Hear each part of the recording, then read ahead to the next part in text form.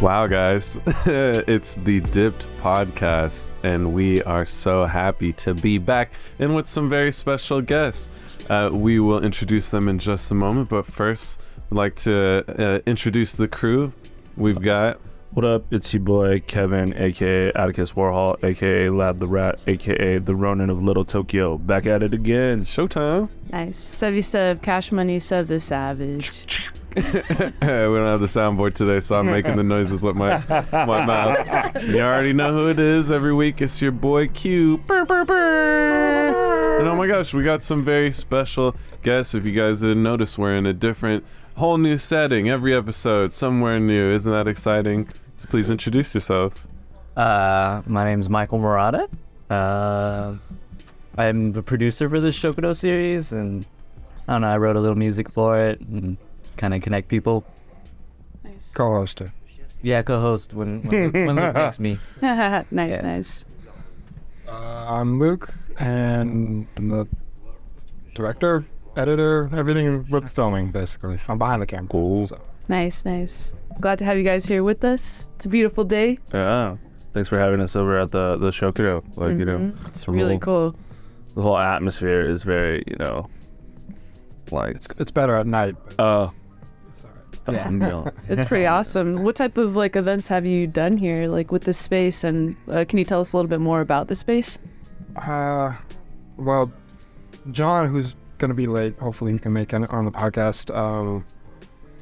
This is the side of his house. You can't really tell. But yeah, I think basically he built this as literally I say Shokudo, but kind of like a space where he could kind of cook and host. He was doing freelance work. And yeah, he had a little bit of space back in here. He had like an office just to get out of the house to work and stuff like that, but mainly to entertain guests and friends. So when we kind of came up with the idea of the show, it was just like, we have a spot. We had to fix it up a lot, but it was here. So originally, I think it was a tool shed. Wow. Something like that. Right? Storage, basically. He opened up, him and his dad out of this bar. So is this they set it up pandemic days, just as or was it prior to that? I think it was in the middle of the pandemic that it really turned into what it is now, but I think the actual structure got built prior to the pandemic. Interesting. And what was that process of okay, so John kind of had set up this space for people to come by, kick it, cook, it's outdoors. How did that evolve into essentially this show that you guys have developed and are creating content for? Which looks great, by the way. We were checking some of the videos out last night. I was like, production this is well produced, good job with all the You wouldn't editing. imagine it's in this termite-ridden shot. Yeah, it's awesome. You never would have known. Yeah, it's so cool. And you're right. At nighttime, it looks awesome too with the lights and everything. It looks really cool. Nice work. Yeah, thank you. Yeah, that's all Luke, the videographer, the vision that he had. Yeah. But I mean, the idea of the series kind of really came because I used to work for this LA nonprofit group called the Grateful Crane Ensemble, and we were thinking of programs to stay engaged with our audience during the pandemic, because that they're a music and theater group, and during the pandemic couldn't do any live shows, so we had to figure out ways to stay connected. And I actually met Luke through one of these virtual concerts that we did. So we recorded a 45-minute virtual concert, and then I was like, this guy does excellent work. I need to find any excuse to work with him again. Oh, so he met you because you were recording the virtual concert. You weren't in the crowd of the virtual concert. No, yeah, I was filming. Oh, okay, got it. Filming. I thought he was a crowd. I was like, check me out. I was like, hey, who's that Online. guy? That guy. He's got the energy. User 3110. He's got his hands raised in all the zooms. Yeah. Just emojis, just counting it down. I gotta work with that guy. That's what I thought. I was like, oh, how do you meet someone in a virtual concert? Yeah. But it makes sense for Grateful Crane. You're you collaborating and I know there's just generational things. So it's like who's gonna be the videographer, who's gonna set up the live stream, right? This is hilarious because Luke was actually, he started doing video work for his community center, the Advanced Japanese Community Center. Yeah. Then that got him like a gig with Kato, and so they were recording a video for Kato no Hi. Yeah, which is like Old People's Day. I think that's literally what it translates to. I'm hoping. Old days. People's days. Celebrating old people. Yeah, celebrating. Yeah, okay. Old people day. Raise his wheelchair. Okay. But as part of that Kato no Hi program, that's how Luke started doing work with the Grateful Crane Ensemble. Interesting. And then I didn't know what Luke looked like at the time. So first time that we like scheduled a meeting together, I was looking for like a 60-year-old, 70-year-old Sansei guy. This guy rolls up. I'm like, what? This is who? In the garage of your In the garage of my apartment. Are you Luke? Yeah. I was like, I think you got the wrong guy or something. Sure, you need to be at least like 4 years older. Like, what's going on? Oh. Were there early conversations between you and John? Like, how did it, because you guys were, based on what you just said, kind of looking for ways to still be involved with the community and like get the content out there. How did it all, you three, come to form to this point here of being at Shokudo and being like, let's create this type of content around here? Or like, how did you guys like arrive to like where we are now? Well, I should say me and John have been childhood friends since we were like 2, 3, something like that, yeah. So we've always joked that he should have a YouTube channel or something like that. Just his energy, his enthusiasm. But he would tell you like he doesn't know how to talk to the camera. It's just a weird. He needs someone to bounce off of. So he never really took that. He tried a podcast, I think. Dang. He tried a couple things, but yeah, it never was there. But basically, we were all in a position, maybe because of COVID, maybe because of quarantine, all in a position to kind of try to figure out. Hey, Butch. Yeah. Oh, nice. Basically, we were all. That was Butch who helped build this thing. Awesome. Camera didn't catch that. Basically, we were all in a position to. Michael was in, I don't know how many boards and things that you have grown up doing. So you were looking for a way to be more creative in your support of the community, right? Community involvement. I had just kind of started dabbling in the film, and then when I was able to do the virtual festival with the BJCC, it was like, oh, I can make an impact with my work, Nice. in my culture. John was, he'd probably say this for himself, but John was working at Sunny Blue, and he was like learning, he was interested in cooking, but then like all of a sudden he was learning all these Japanese words and Japanese cooking things. So he was really getting into it, but not necessarily Japanese American, but Japanese culture. So yeah, when we had not had this idea of the Shokudo at all, Michael just, after working together, where he wanted to meet and see if we had something that we could do, right, for just content for Grateful Crane. Yeah. And then from there it was we sat down. I don't know where we were. Culver City. We pretty much worked it out in one meeting, and we said, Nice. "Hey, let's do this thing." Yeah. And then he was like, "My childhood friend John, he'd be perfect for the show." Wow. And then it was rocket ship from there. Magic. Wow. Yeah, it meant to be in a way. Because it was way too easy. Yeah. From like, I forgot what you first mentioned, basketball or something. Yeah, I wanted to do something A about story basketball. about basketball, and then it quickly I kind of steamroll things, but it quickly turned into that. Like within 30 minutes, an hour. Yeah. We had the idea. We had exactly kind of what guests would be on. It was fast. So. That's pretty incredible. How would you describe the Shokudo for those that don't know it? This is their first time coming across. On a very basic level, we explore the dishes and the foods that have a lot of meaning to us as Japanese and Asian Americans, and we use making and eating that food as like a vehicle for helping to understand ourselves, our Japanese Americanness, our Asian Americanness, and our culture and our history.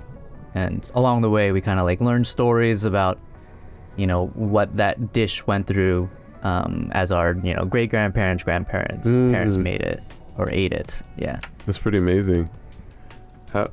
I was just gonna say, yeah, I thought it was really cool, all the B-roll and all the extra like footage that you guys use in the episodes. Like I saw a couple, and just to be able to see like, you know, like old photos of your, like family members and like to add to the story, it just was like really cool. Like I don't know, I was just like really impressed with the production of it and the storytelling and the way that like all this extra detail was like layered in there. And I definitely want to like check more out, but the stories were like interesting too. It's just, how's it feel for you guys, like, you know, hearing these stories that you may not have heard before, or like different things that you know, may not have been aware of? And, you know, what type of guests have you had? Has it been all people that you've known, or like, you know, friends? Yeah, I think we really, it's been really like meaningful for all of us because, you know, especially John as our host, it's really about self-discovery, and like we're learning just about ourselves, telling our own stories that we may not have known. So yeah, that part of it has been really exciting, really rewarding. I don't know. No, that's exactly it. I mean, in the J culture, Kevin, you know, it's just, there are things that are hard to talk about. There are things that are discussions that have been, I mean, like in every culture, right? It's just stories and culture just doesn't pass down as easy as you'd hope for it to be. So this was, sorry, I forgot the question. Yeah. It's kind of a bunch of questions in one, but yeah, I was just kind of curious, like, yeah, the guests that you're having and... So for the most part, we have some vague connection somehow to everyone. Usually Michael. Me and John don't know anyone. Nice. Yeah, there are people that are our parents' age or are millennials like our age, but then just hearing their side of the story from their side of their experience in being Asian American, being Japanese American, it kind of helps us piece together where we come from, who we are, kind of thing. Yeah. So it's pretty interesting because, I don't know, like you said, I think there's just like so much, like the internet, you know, there's so many distractions in life. So it does feel like these like types of stories kind of, like they get lost in the sauce, lost through just all the clutter of, you know, everything, like of all of life right now, especially like in this information age. So I think it's really cool to hear people, you know, discover these stories or like reconnect with their family or friends, you know, and to like figure out like where you come from, or, you know, the story of your people. And it's just interesting. Was there something initially, like when you guys were coming with the planning stages of building the Shokudo, was there I guess what drove the importance of like wanting to share the stories of people within your community? Like, did you feel that there was a disconnect happening between a lot of like younger Japanese Americans, or I guess what made that like a priority that you guys wanted to put a focus on and share?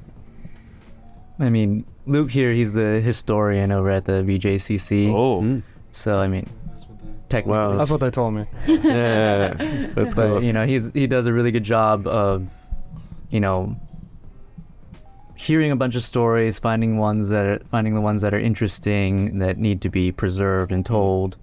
And I think for us as a whole community, we're coming to the age now where like we're in positions of leadership, or we're the ones that have to be taking over community centers or organizing events, that kind of stuff. So I think as that becomes more and more of our responsibility, knowing what came before us is becoming even more important. Not rebuilding, from scratch, but also trying to take it in a new direction, make it our own thing, not just try to be something that has been done the same way for 60, 70 years or whatever. Wow.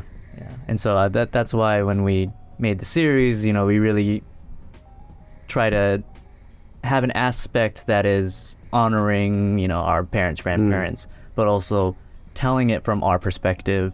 We get things wrong, we pronounce words wrong, we don't even know what some of them mean, but learning. Yeah, learning, yeah. Yeah, rather than a history lesson. Got it. Yeah.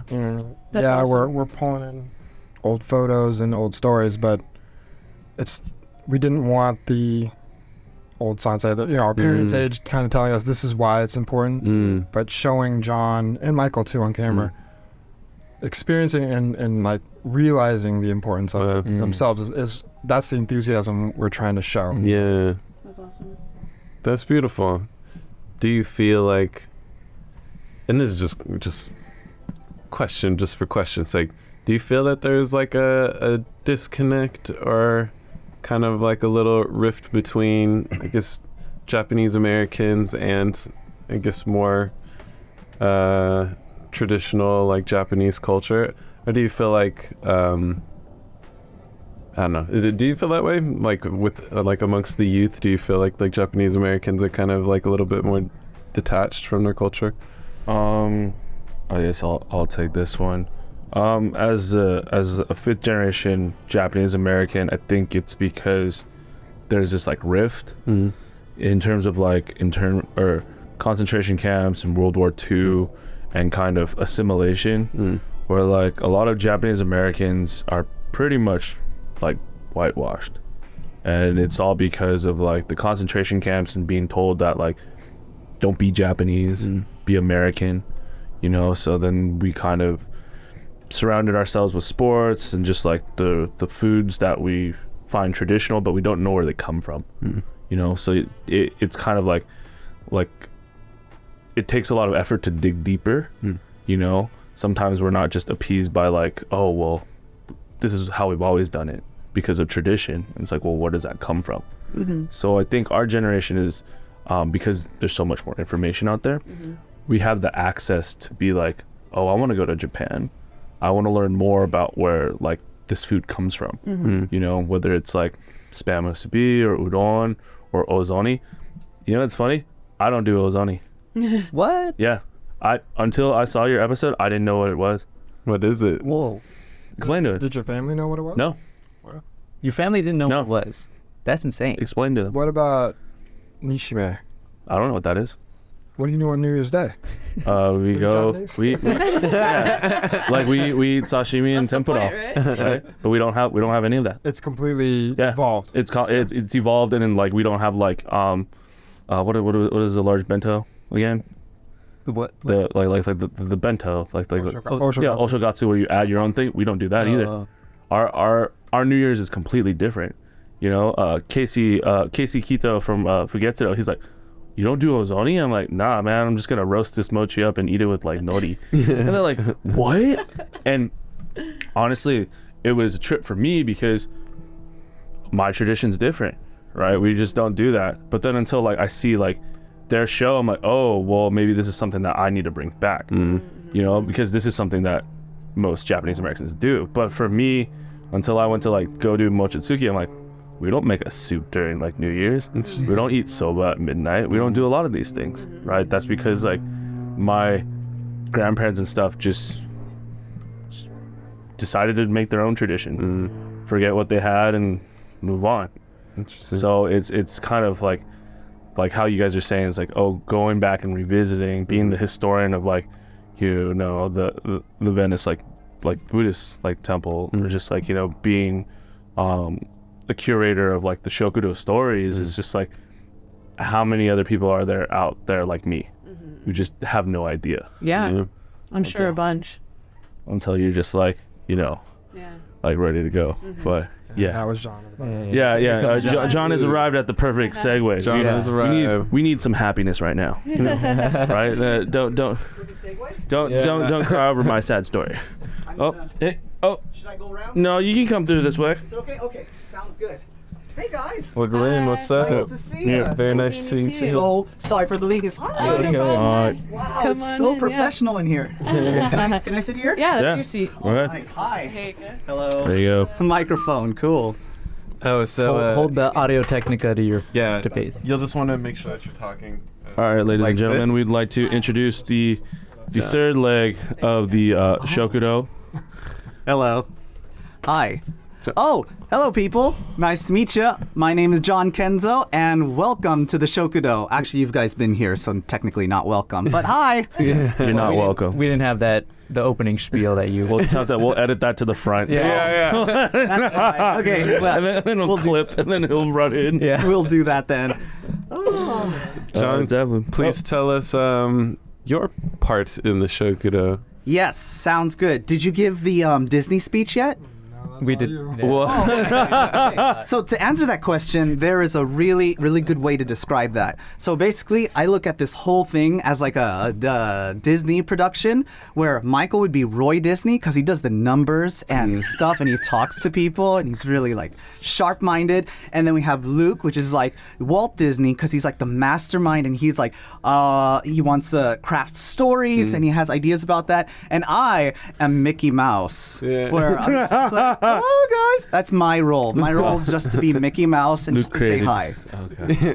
Yeah, no, that's. I love that analogy and metaphor. Thank you. I try my best. Yeah. Thank you. We were talking about the origin of this setup because apparently this was already partially the way there, and then after like the Shokudo really started forming, you guys did some very wonderful work adding the texture and the little details around. But yeah, tell us more about the space, I suppose. Absolutely. Well, it started off this. I'm going to try to condense the story because it's a kind of a long story. But basically, something that you guys didn't know was that used to be my dad's office. I am basically carrying on what my dad has done in the past. So on the side of us, this was my dad's office. He gated it off, and I guess he used it for peace and quiet. So I created the Shokudo with the same kind of idea where I needed peace and quiet because in that house, little do you guys know it, there's 8 people living in their house.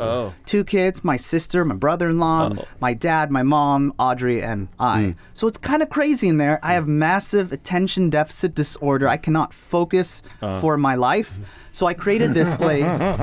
So I created this place so that I can get focus and I can get peace. And then I decided to make this into like a Japanese retro cafe because I love that culture. Yeah. It's so amazing. Yeah. And so I created this place, but then I realized 2 things. One thing, it was the pandemic, so there wouldn't be any people here, so I didn't really have any guests. And 2, you need friends, and that's something that I didn't have much of. I don't have a big friend network, so I didn't really have any people that came to the Shokudo. But that's how it got started. That's how it's came to be. Wow, beautiful. Yeah, thank you. And so how long have you guys been running the Shokudo? That's a Michael and Luke question. So we started in. Luke and I first had our first meeting in January 2022. Well, okay. So we're just a little over 2 years into it now. Yeah, getting into season 2. Yeah, Yes. Has it been 2 years? It's been over 2 years now. Dang, that's awesome. And then, So, what was your experience like as a team putting together season 1? Like, how was that first episode of filming? I'd say really smooth. surprisingly smooth. Surprisingly smooth. Yeah, I Considering mean, we never worked in the space. We never worked together. yeah. Yeah, pretty much everything we've done, even to this day, is still. But We are shooting from the hip. Everything is every episode's brand new. They don't know where we're shooting. We don't know. Yeah. We don't know what's gonna be said. Yeah. So, I mean, to be fair, I kind of like shooting that way. I like filming that way. But to bring these 2 on and to have it right, no hiccups whatsoever the first season. Yeah. And I say this every time I have an opportunity, but Grateful Crane gave us a season of incubation, basically. They said they bought the first season, and they said they were pretty much hands off. I know they were talking to Michael, but for me as the creative director, Hands up. they, so we were able to do every episode without worry of like, hey, we have to meet certain standards, or we have to meet, not necessarily standards, but we had to meet a certain mission statement or something. They let us choose the stories, they let us do everything. So, and that part, Grateful Crane was amazing to get to that. Yeah, that's incredible. That's like a lot of trust. That's great that they're just like, you guys create. So was it a little overwhelming at first having that creative control, or did you already have a sense of like what you guys wanted to do from the jump? It was a little daunting for me because I'm used to working with nonprofits where they kind of have an idea in mind, so I have to like think outside the box or help push the organization to the, hey, let's tell a story in a different direction or tell it in a different way. So for us to just be like, oh, we can do whatever, it was nice, but I was like, oh, I've never really done that. Too much freedom. Well, it's like a lot of options, right? So it's great that you guys hone down on like this specific path.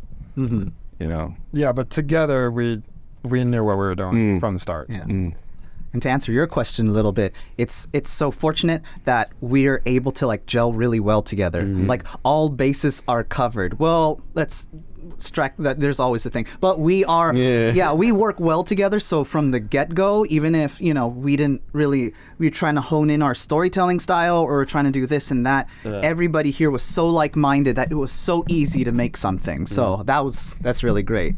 Thanks, guys. How has it been hosting it for you? Like the face of it, like engaging with your guests, like how's that process been? And have you done something like that before? No, this is the first time. I am a major introvert person. I like being inside. I get all my energy. Yeah. Oh, it's okay. No. I get my energy from playing video games and watching movies. So to be out in front and to be really silly and goofy, it's a lot of fun. But then it's also very much like, there's a lot of people to talk to. Because I was wondering, I was like, they just like tossed you in front of like the camera, like, learn how to make udon from this guy, like learn how to do this, and you're just like, I have a fear of like people staring at me. Exactly. Like I was like, wow. I was like, that's very courageous of you to be, the face of you so it, because it takes a lot to like, be a presence. Thank you so much. Well, like I said, I have to always credit like Luke being my best friend for like my whole life, and he's able to just be like, oh, can you say it this way? But don't worry, you're doing fine. And I'm like, oh, thanks buddy. Michael being like, are you sure that's okay, producer? He's like, oh yeah, just do whatever you want. Actually, we want you to be anxious because that makes better for the episode. Really? I can be anxious on camera and that's okay? I'm like, you got it. Let's do it. So it just immediately looking stressed, like. Yeah, exactly. Are we filming? Are we filming? Go. Exactly. Yeah. No, you just like completely collapse after the episode's done. You're just like, all right, I'm done. Like social battery 0. Yeah. That's the beautiful thing about the Shokudo. Is afterwards I can go upstairs and watch CSI and then recover, and then I'll be totally fine the next day. You know what make me feel better? A murder case. Exactly. Like this will refresh my battery. I'm good to go, guys. Let's go. Yeah. Exactly. And that's how Audrey and I work. We make wholesome, beautiful stuff, but we need a bed of murder mysteries to make that happen. It's Hayao Miyazaki. He's like completely. He's like, the world is just decay, but then he makes like great, glorious. Exactly. Right? It's the artist way. Yeah. Exactly. When you are learning a new recipe, or you're bringing someone in who's like teaching you about a particular dish or item, is it ever stressful for you, like cooking with someone, or? Yeah, definitely. I'm always stressed about stuff like that, and I always want to. I don't know. I always want to put my best foot forward. I always want to impress, and I'm a script kind of person. I'm not off the cuff person, which everything we do is off the cuff. So it's always crazy. But again, the beautiful thing is that I have Luke and Michael that are basically like, we want you to be stressed, so go for it. Yeah. Just like that. This all works out perfectly. I love that. Well, and we like John not being necessarily like the expert on things. We want him to be kind of like the audience, learning about it along the way, and it's real that way. You know, we're all learning. It's definitely real. Yep. This is not a cooking show.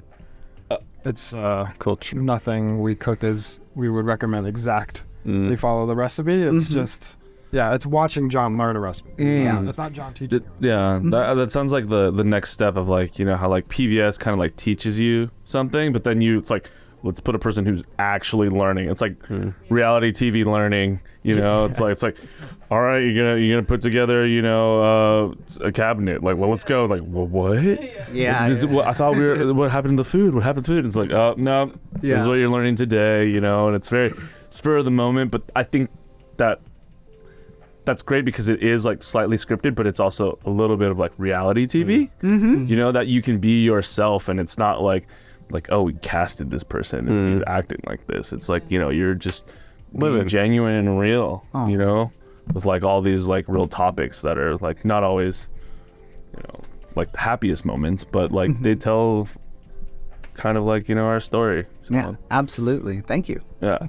Do you feel like you've grown since, you know, kind of putting yourself in this new like position, situation, you know, by being in camera, doing something new, you know, like kind of facing maybe, I don't know. Facing the fear of having a camera in my face, it's definitely a battle. But I think that's the beautiful part about it. I think one of the things, like with artwork and doing stickers and stationery and stuff, is that there's always the challenges, but it's always made me stronger, like with every show. And with every episode, I kind of feel that way, where like I wouldn't know something, or I'd go and I'd be like a wreck after an episode, and I'd be like, Luke, I don't know if I did this right, man. I don't know what I'm doing. And he's like, no, you're fine. And I'd have Michael and Luke being like, you're fine. And every time that happened, I feel a little bit more confident in what I'm doing. I mean, I'm confident enough to be part of this podcast. Otherwise, a couple months ago, you'd see me, I'd just be like, oh, hi. So it's good. It's good. Thanks, guys. Yeah, Awesome. you're doing wonderfully. Oh, thank you. Try my best. Yeah, you do have a great energy. I could totally see why you're in the position that you are, even though you're more, you know, to yourself typically. But you got it, man. Oh, thank you. I appreciate it. Thank you. Yeah. I'm excited to check out more episodes. I like took a look last night and I was like, awesome. Yeah, I was telling John is awesome. No. Yes. How do you guys choose like your like food topics and your guests usually? That's a Michael and Luke question. Oh. Yeah. Yeah, I mean, there's like certain dishes that we seem to all eat or frequently see at like, you know, our potlucks, festivals, that kind of thing. And then, you know, we send feelers out. We see like, who do we know that can make it, who can talk about it, about where it came from. We try to see if there's a story there. Sometimes we bring people over and, you know, we just talk to them for a while. And then Lucas is like, yeah, I think there was something about they said something here that was really interesting. Yeah. That's pretty cool. How long would you say like a shoot day would take? 24 hours? No. Yeah, we are not a multi-shoot day kind of crew. We stay here all night. Sometimes to get it done. Probably 3 to 12. I would say on a consistent average basis, and that 3. That I don't think we've ever gotten anything done in 3 hours. 4 p.m. No, 4 p.m. to like 4 p.m. to like 12 p.m. Because then we would end at 10, but then we would be like, oh, that was really good, and then it would spitball to like, oh, we could do this next episode, and then from 10 to 12, we would just be like, oh, that's awesome, and we would be talking. That's so dope. Yeah. What's been like, I guess, you know, now getting into season 2, what's been like a unexpected challenge of like during this process of building the Shokudo and putting out this like these episodes and this content? Rain. Oh, dang. Yeah. Dang. As you can tell, we are outside in a Not waterproof. half-inch What? House, yeah. No. It's fine. So, The optimism. 2 heavy rain seasons, and something has gotten damaged. Last time there was like tripods and lights. No. But Would you guys ever consider other spaces, or have you, or is this the home base? You won't, you know. Leave? this is the home base as in the space. We definitely need the waterproof. Yeah, just like Yeah. Like corrugated stuff. You know, I feel like it's like one of those upgrade games where it's like you have your like ship, and then you're like, all right, well, we can afford better alloys now. Let's put that on. You know, make it more like secure or something. You've like never been more right about that. Oh, You've always like- gone like to levels. Kerbal, Yeah. Kerbal Space Program. I mean, when the Shokudo was getting started, there was like fly nets all around here, what? like colorful fly nets and everything. And I was like, welcome to the Shokudo. Deeply ashamed. That was level 1. And then level 2, I made it a bit better. And I was like, yeah, this is as good as it's going to get. And then Michael and Luke comes in and they're like, there's faulty wiring here. There's this. And so we would upgrade that. And so we're at level 3. So every year and every couple months, it's just going to get better and better. Yeah. So waterproofing's a problem. We'll just fix that. Yeah. Yeah. You got the whole summer to figure it out, right? Yeah, exactly. Stupid rain. Yeah, it's really wild. The space looks incredible, especially on camera. Like even when I walked in, I was like, oh, like it's Yeah.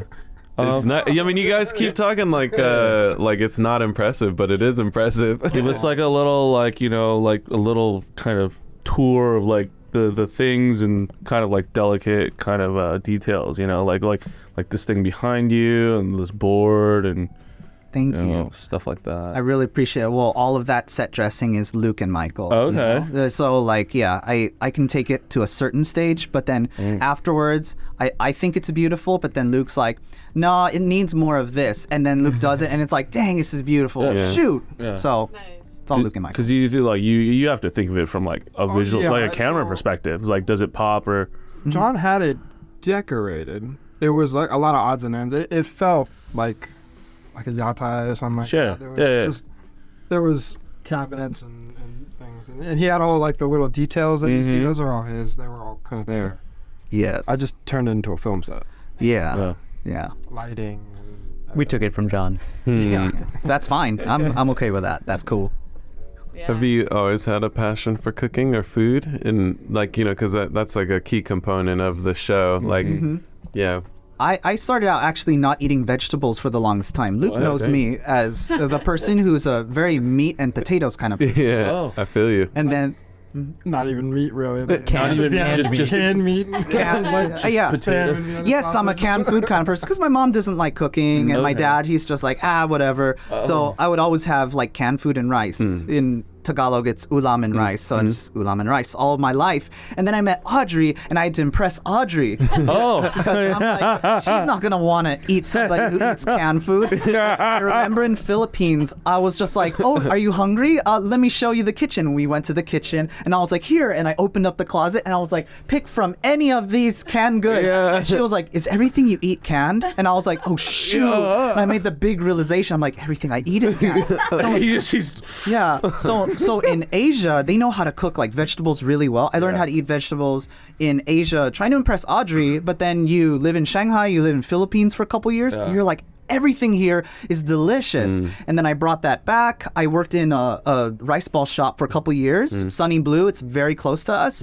And then I've learned how to cook Japanese food from there, and I was just like, cooking is awesome. I love it. It's so much fun. And so I'm not an expert at it. Yeah. I can't teach anything, but I love cooking, and it's Amazing. just the process is amazing. Wow. Yeah. That's what a beautiful journey. Oh, thank you. That's very pretty cool. much. From canned food to chefing. Yeah. Thank you. It's all thanks to Audrey. Yes. Nice, nice. Shout out Audrey. Yeah. Would you say it's therapeutic cooking, or what about it? Like you said, you love the process. Is this just a time for you to like really focus in and zone in on something, or? Absolutely. I love the idea of getting out. I'm a very anxious kind of person. So doing things like drawing or cooking, something where I can focus on one thing and have the world just be about that one thing, it just makes me feel safe and secure and happy. So I love these kind of things. The worst is when like you're barbecuing something and somebody's like, should you be flipping that? I've had barbecue. Should you be I'm like, They're hating. my time, my space. Yeah. And then they're like, yeah, you should flip it like this. And they're grabbing the tongs and flipping it for me. I'm like, my time, my space. So It's just a very. yeah, I definitely need, when I cook, I definitely need my, Oh my My god. space. Yeah. which is a challenge sometimes because when you're here you want to talk to the guests, but I can't do two things at once. And so it gets hard to try to cook and make something good and try to craft it, and then also be like, oh yeah, how's your days? Go, well, nice. I need to go upstairs. That's fine. Crazy multitasking. Yeah. It is, yeah. Makes you have a more appreciation for those like celebrity chef hosts who're like, yeah, I'm doing just fine, like making sure it's like cooked perfectly and all those other things. Absolutely, yeah. Can't do that. So What's more about your background? Like you also did art and you lived in the Philippines for a little bit and a couple other places. Like yeah, so basically, in a very short nutshell, I didn't graduate college. My dad was just like, "You are really bad at college. You're really bad at school," because I've always been from the start. Despite the glasses. No, I'm not a very smart person. But my dad was like, we're at a crossroads. Do you want to continue to go to college and fail at that? Or do you want to try to be your own businessman? And I was like, I'll do that. That sounds like fun. And then I have family in the Philippines because my mom is Chinese Filipino. So they're like, why don't we all go to Philippines? And then why don't you start trying to develop a business or trying to do that? And I'm like, that sounds like fun. And then I met Audrey, and then we started graphic design together. We did Yas Studios. That was like our first attempt at anything. And then from there, I was like, I want to develop myself further. So my brother and sister were like, we're teaching in Shanghai. Why don't you continue to draw and go to Shanghai? So I did that for 2 years. Philippines was for 3 years. Wow. And then I was like, I can't see myself living in Asia. There's no $4 burger range. You can only get that in America. It's either $13 or like $1 and you'll get sick. So I was like, man, I can't be here. I need to go home. So then that's when I decided to go home, got married to Audrey, stayed in this house, and ever since I've just been doing this. Awesome. How were those experiences living in Shanghai and the Philippines? Like, what were those years like? Was it it was what you needed? It was a romantic period of my life. Not like romantic, like lovey-dovey stuff. It's more of like, it was just surreal, and I loved it, and it made me have a deep appreciation of culture and roots. Kind of tying back to the Shokudo, I wouldn't have gone to Japanese cooking. I wouldn't have had this deep appreciation of culture, and even Japanese American kind of culture, if I didn't go to Asia and realize like, this is special. Like, a lot of people, they don't know Japanese Americans. When I go there, they'd be like, sir, you Korean? And I'd be like, I'm not Korean. They're like, you Japanese? I'm like, no, I'm not that either. I'm Japanese American. And they're just like, what are you? And and so it's made me appreciate like, this is cool. Like, this is a little culture, and I appreciate it. So yeah. That's awesome. I had no idea the like layers to like you like getting to this point, or like, your whole journey from like college through like, wow, just even living abroad for 5 years. That seems like a lifetime that people go to college for that long. Yeah, thank you. know? That's what my dad always says. My dad has Alzheimer's, but he repeats himself a lot. But one of the things he always says consistently, he's like, Asia was your college education, and you have learned to become your boss. And Dad's always super positive and everything. So so definitely like, Asia's my college experience, and I loved every bit of it. It's a lot of fun. Pretty incredible. It seems, could you guys tell us about you guys' community involvement? It seems like you guys are active within the JACCC, or just the JA community in LA. You're forgetting some C's, bro. CCCC. Don't forget the C's, bro. Don't forget the C's. But yeah, could you tell us more about, I guess, like, you guys' involvement in the community? I heard there's an event coming up that you guys are building. Would love to hear more. Nice plug. I like that. Yeah. Segue That's now. great. Affiliate link in the description. Yeah, fantastic. I mean, I think my involvement in the community really started with my grandparents and my parents. They were always taking me to things, and I didn't really know all the organizations, or I didn't appreciate them at the time, but they really stuck with me, and just seeing them be involved and seeing them helping out at things, they didn't tell me to do these things. They just kind of stuck with me. So then when I got to college, I tried to be involved. I joined like the JCL up there, the Japanese American Citizens League. And then, the college had a Nikkei student union, one of those college groups, but it was about Japanese American culture. So took some of those lessons, and when I came back from college, tried to find opportunities here in LA, and from there got pretty involved in doing a lot of other things. Yeah. Various organizations down here. But yeah, coming to the Shokudo, that this is my thing now. That's fire. Yes. I kind of the same as Michael. I think what me and John would say is we grew up here in mostly part of the Venice Japanese Community Center as our church and everything like that. But for me, yeah, grandparents were very involved up in West LA. And then, we started playing basketball at me and my siblings played basketball over in VJCC, and just seeing them involved, seeing them, they force you to work at festival foods and stuff like that. It's ingrained in you. That's amazing. If you're a part of the community, it's ingrained in you. So but I don't know about you, but I never saw myself like getting involved to this point. It was always just like when people have kids, they come back and it's just kind of the cycle. But to grow up and be like, oh, I can use my talents to like keep this culture alive or preserve what we have, kind of thing. I never thought that would happen. So dope. Yeah. Super meaningful. That's awesome. For me, same thing with Luke. Obon festivals, all that stuff. Now I'm starting to just open up into doing different kind of work for different organizations now in like Little Tokyo or different places. I do a lot of illustration. So I'm like, it's funny to be able to do projects and be like, hey, we're Janam. Do you want to do this? I'm like, yes, I do. Who are you? I don't know you, but let's do it. They're like, oh, Kizuna. I'm like, nice. What is that? I don't know what that is. And Little Tokyo Historical Society. And it's all these people. And I'm starting to kind of like jump into it using my illustration work. So that's me at the current moment. I'm just kind of learning the ropes. I don't have much to say about it because I don't know that much about it. So yeah, the more I guess we continue with this, the more I'll know. Yeah, that's dope. It's just one thing that I notice and respect and appreciate, especially with a lot of just Japanese Americans, at least that I've met through like Kevin and within the LA scene, is just that giving the time and attention to the community. Like even as a kid, just being brought to the events and just having that grown up. I feel like in America, especially for a lot of other ethnicities and groups, you don't really see that much of a cultural attachment. So like it's pretty beautiful to see that maintained through the different generations. And then even with the Shokudo too, like it just always seems like the culture comes back into play and is like being passed down. It's just it's very cool. It's something I appreciate a lot. Thank you. Yeah. Good job, guys. Yeah. Thank you so much. Thank you. I need that. Thank you. Yeah. Tell us about Showa Alley. Oh yeah, so we've been a video series for a little over 2 years now. But yeah, this place is very small. Fits three of us on one side of the counter. So we wanted to figure out a way where we can bring this Shokudo experience to more people. So I used to intern down at the Gardena Valley JCI, so I was familiar with like the facilities they have there, and I could just see they have an alleyway between two of their buildings. I was like, that's good alley. I know Luke can make this into something.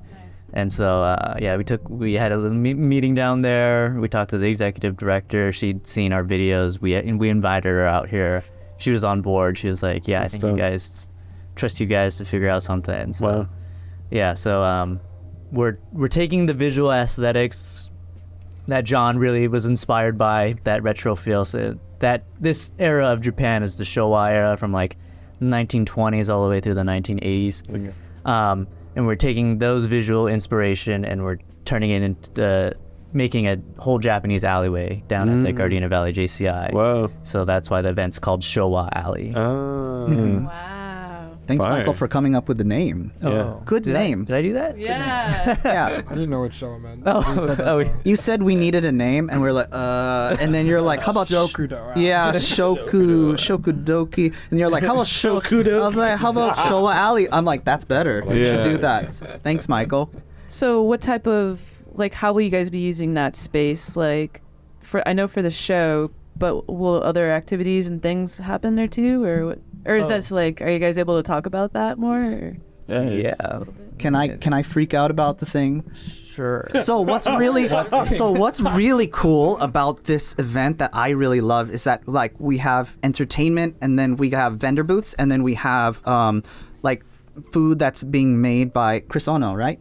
Yeah. Chris Ono. So there's like, it's across the board, and not only that, but like we're decorating the space. I love making like super cool Japanese stuff. So just seeing what the work that's Luke's done, I'm like, it would be cool to have a noren here, those flags that you pass through. But I'm like, but I can't make, I don't know how to do it. And Luke's like, oh, you just sew it together. It's easy. I'm like, it's easy? Then yeah. And I'm like, oh, it'd be cool to have a block print or something. That'd be cool, but I can't do it. And Luke's like, oh yeah, I can block print. I'm like, what the heck? Do it all. What's going on? It's so amazing. So like I've been freaking out just because, like I said, with our team, it's just like, it's so cool to see this Showa Alley thing come to life. So yeah, there's gonna be a lot of stuff there. It's gonna be fun.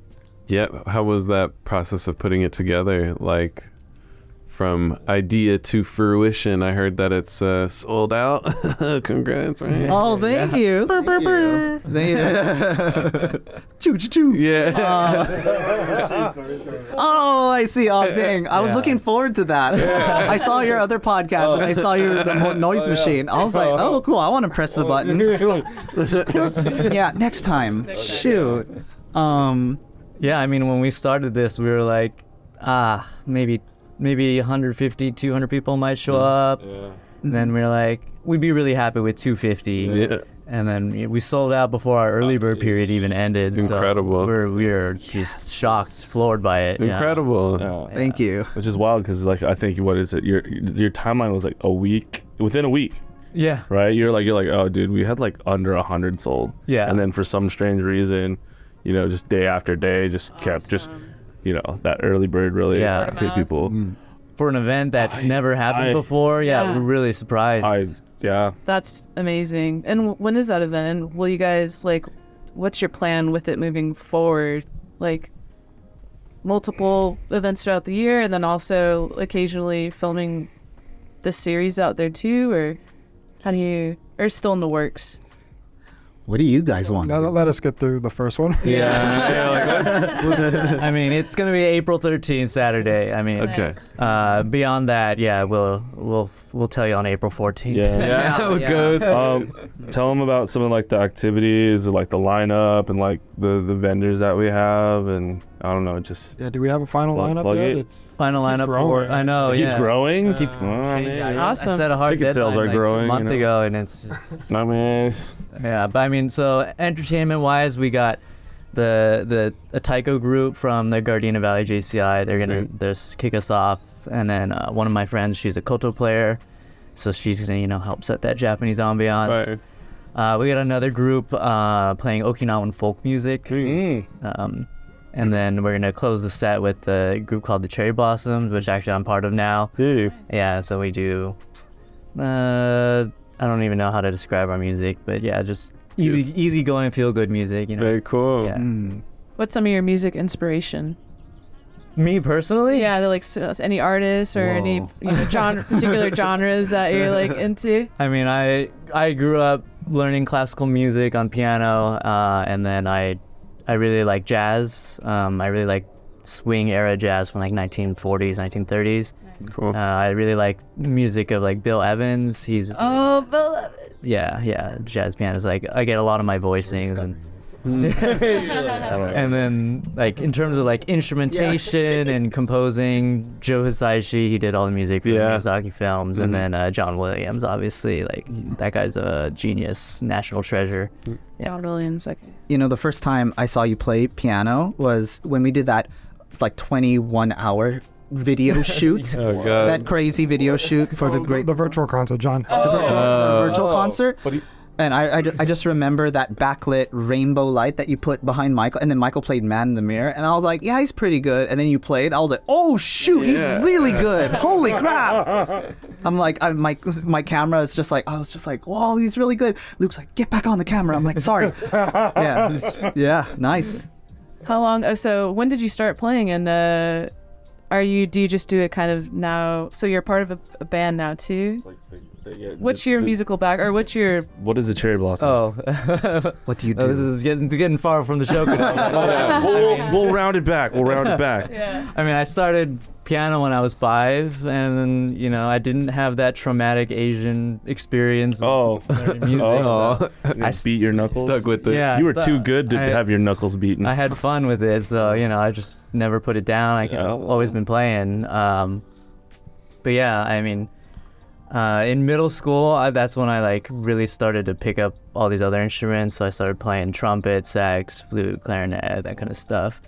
Awesome. And I really like how different instruments and different sounds come together to make, you know, new things. So I really like writing and arranging music. And yeah, that's just developed. I've just been honing my skills over the last couple decades, and I've gotten to play music with a lot of really cool people, really talented musicians. And How do you find time to continue to pursue it and like learn, you know, all these different instruments and stuff? yeah, I pretty aggressively pursue my hobbies, so yeah, it's quite a time investment, but I do spend a lot of it, you know, performing at like our community events and that kind of stuff. Cool. Yeah. Nice. Michael's known as, at the Shokudo anyway, is the Mary Poppins of time. Yeah. He pulls time, his carpet bag. How did you do all that? Yeah, exactly. Oh, I'm in Cyprus. I can't come. Oh, well, we need to do a Shokudo thing. Oh, hello. Michael's like shows up. It's amazing. Yeah, how is it kind of managing your day-to-day and the Shokudo, like this project, as well as your just regular life duties and, you know, responsibilibilities? Like, how are you guys navigating that? It's a lot of me texting these two, being like, "Hey, you got to be there at this time." I'm so sorry. And I'm lucky if they show up. I'm so sorry. I was only a half hour late. John was an hour late. So. Yeah. You're the manager. You're like you signed Yeah, up for this this. is my Manager or parent? Yeah. That's my job as a producer, is making sure we meet our deadlines. But you know, once they show up, I'm like, nah. It's good. Yeah, they got this. They're gonna. It'll be well worth the wait. Yeah. You know? Yeah. Nice. My secret desire is just like, here, Michael, here's my schedule. Can you make it super efficient? You like data, right? Here's a bunch of data. Here's a bunch of chaos. Yeah. Please help me out, because I can't. I feel you on that. That's why I'm like, hey, can you send this like mean email to this person? Yeah. like take my ideas, like the good ideas. I just don't know how to articulate myself in the internet space. Yeah. And then he just does it, and then next thing you know, there's people like, of course we'll do this for you, Michael. Yeah. You know, we're sorry we ever stepped in your toes. Yeah. It's difficult keeping everything in order, but that's why luckily we have Michael. He's on it. Oh yeah, most definitely. I see it. Well, I mean, like, yeah, I see how like it just takes like, especially for like the show alley event, there's so many things that are like moving objects, like vendors and like people from Gardena JVCI and like, you know, donations and all these things. And he's like, just look at the spreadsheet, and like it's just like all itemized, and then you have like Gantt charts and things like that. But just, I mean, you need that, right? Yeah. Because with something like show alley, it's like, it's a living thing. Yeah. You know, people bail. People like, you know, want to come in at the last minute. Tickets, like, oh, what about my tickets? I didn't buy tickets. Like, you know, it's like, it's so many things in flux that, you know, you gotta have like someone who's like detail oriented. You know, even when sold out, I was like, did we like message everyone who got tickets? Like, how are we gonna do this? He's like, I don't know, but I'm gonna go through with a fine-tooth comb and make sure that everyone is, because, you know, you never know. It's like, what if someone bought tickets but then thought it was like a subsequent order? Yeah. It's just all these very, very like detail oriented things. Yeah, that's why I feel very grateful, like I said, that we have Michael to help do that. It allows Luke and I to just be creative, which is, I think, what we're good at. Like, Luke can go ahead and make a noren or do block printing, and I could just make vintage posters, whatever, for the event. And that's all because Michael is just sheltering us from all that other work that we're not good Protecting you. and we don't want to do. You gotta know your strengths, right? Yeah, Know your strengths. I don't want to do that. I mean, the guy researches cancer for like a living, and this is easy. This is a hobby. Here's cancer and you plays know? music. Right? Amazing. Like, just no big deal. Like, Yeah. what? I don't have to.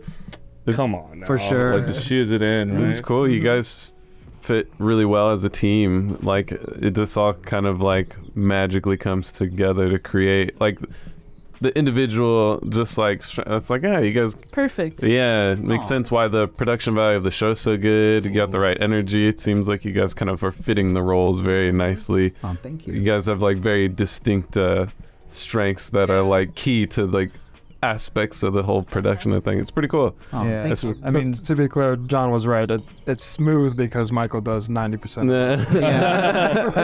Thanks, Michael. I mean, I was gonna say I was only able to push show alley because I knew I had a product to sell. You know? This is something people are gonna want. Yeah, right. And then John put the artwork together, the concept images. Right. Yeah, So I go to did you- someone, they immediately. Yeah, but didn't you Are do like the on. 3D Yeah. stuff? Yeah, right. Like because I mean, I always think like the hardest thing because it's like like you have the 2D, you have the 3D imaging, and then you have the numbers and like kind of like details guy. That paints an image for these people who are like I don't know. It's a new event. Sounds kind of sketchy. I don't know. Like, can I trust this? Right? And then it kind of like sets them at ease. Yeah. It's like, hey, we've got enough things to help you visualize what it's gonna look like, how it's gonna smell, how it's gonna taste, like that. They can sit comfortably. Yeah. Because I will say, with our like community and our culture, new things aren't the like they're not welcoming in new ideas. Sometimes you got to repackage the old ones and be like, hey, this is my mochi. Yeah. Right. Like, That's fun. That's funny. Yeah, no, but I mean, like, that's what it is. It's just the rebranding, but it's like an old school tie. So let's say the event, which it already is a smashing success, but the day comes and goes and it's like everything's buttery smooth. Everyone has an incredible experience. Would hosting more events be something that you guys would be like looking forward to do, or even like in the realm of consideration? Let's say like everything just goes perfectly and it's like total sold out event, because I love the idea of this, like the Shokudo show also having this kind of in-person like live event aspect. It seems like it kind of supercharges like also the sharing of these stories and the culture. It's just pretty powerful. So yeah, what do you guys? Yeah, I think so. These guys are up for it. I was gonna say, if you guys are down, I'm down. That's always been the thing. That's so cool. Hopefully, all the structures we built will be able to store somewhere so we can use them. So that'd be nice. Ooh, yeah. Yeah, that's right. That's right. Big event thing. Music connects. Yeah. I also don't want to underscore Kevin's contribution to all this too, because Hey, yeah, he's been thanks, helping man. out, Thanks, Kevin. helping out a lot. thanks, Good man. Back. Oh, cool. Introducing. Yeah. Are there, as you guys are getting deeper into season 2 and beyond, are there things that you're excited for with this year as far as Shokudo? I'm excited to just dive deeper into the culture and learn as much as I can. It's just been fun. Like, I've always wanted to work on a team where it's just gelled well, And I've done band stuff, I've done music stuff, and I've had friends that were on the band, and it was a lot of fun. But then it was kind of a temporary thing, and I've never been part of a team that I feel like it's just really together. And so I'm just looking forward to keep working together and keep coming up with ideas and figuring it out. It's just been pure fun. Amazing. That's for me. Awesome. Yeah, perfect. Yeah. That's exactly it. Yeah. Yeah. Nice. Because I Beautiful. don't think we'd be doing this if we weren't having fun together. Yeah, Yeah. definitely not. Yep. We All the probably go our hours own and ways. Yeah. Yeah. I got a question for you, Luke. Do you watch like food shows, or do you have inspiration or things, certain directors or things that like kind of you keep in mind or that you lean towards? Nice. That's crazy. It looks really good. It's just Your stuff genius looks really from the good. start. Yeah, honestly, that's really good. John always like, oh, we should watch this. What was that? Too much. I Oh, forget the names of the things. Chef's Table. We Oh. would take notes. Yeah. I'm like, sure. Yeah. Never happened. Yeah, I was like, I remember we were in Arizona, and before one of the shows, Luke was there, and Luke was like, I was just like, let's check out this episode, and it was an episode of Chef's Table, and the guy's talking, and he's like, this person makes the best pizza, I'd say even more than Italians, and then Luke's like, I'm like, isn't that great, Luke? And he's like, he's just a hype man. Yeah. Just hype. And I'm like, critical. oh, yeah, you're right, huh? So yeah.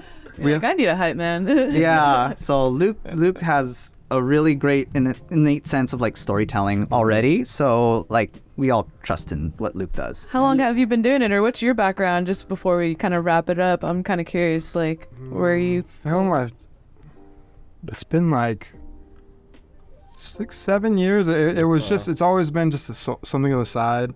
I used it in product design before, just to tell stories. Like I didn't realize that's what I was doing.